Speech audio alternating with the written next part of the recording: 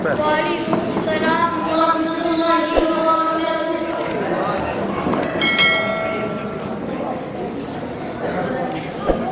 ما اسم جامعك؟ ما اسمك الكريم؟ اسمي محمد عادي. ما اسم والدك؟ اسم والدي الحافظ علي محمد. متى تستيقظ صباحا يا صديقي؟ أستيقظ كل يوم صباحا مبكرا. ماذا تعمل بعد الاستيقاظ؟ أولا أقرأ الأدعية المعصورة، ثم أغسل ضربات المياه وأفرغ من الحاجات البشرية، ثم أنظف الأسنان بفرشة الأسنان الوسيطة، ثم أتوضأ وأتوجه إلى المسجد، فأدخل المسجد وأتوضأ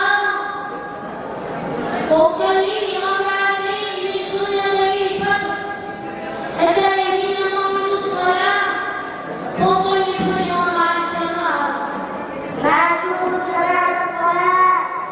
بعد فراغي من الصلاة أقرأ التصبيحات المعصورة وأرفع الآيات وأدعو الله تعالى لنفسي وللمسلمين جميعا.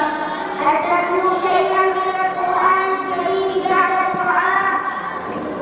نعم، بعد القرآن أتلو سورة ياسين وجزءا من القرآن الكريم جالسا في المسجد. ما هو منهج الأستاذ في التدريس؟ منهج الأستاذ أنه يكلف أهل الطلاب بقراءة العبارة، فيقرأون عبارة الدرس القادم بصوت بهيء كي يسمع جميع الطلاب، ثم يترجمها الأستاذ إلى اللغة الأمية ويشرحها شرحا وافيا. وبعد انتهاء الدرس يسأل الطلاب عن الأسئلة المختلفة ويقدمون إليه اعتراضات تتعلق بالدرس، فالأستاذ يستمع إليها ويجيب عنها إجابة مقنعة.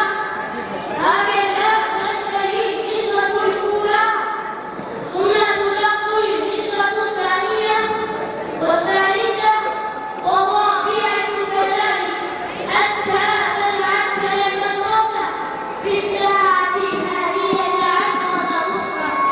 ماذا تدرس؟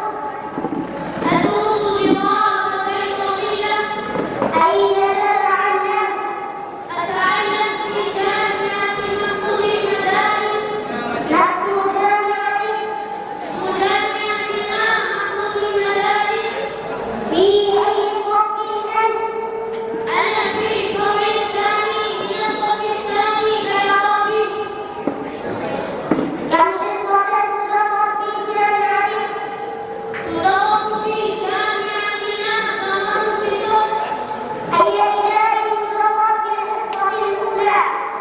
يدرس في الحصة الأولى نور البيضاء. أي كتاب يدرس في الحصة الأخرى؟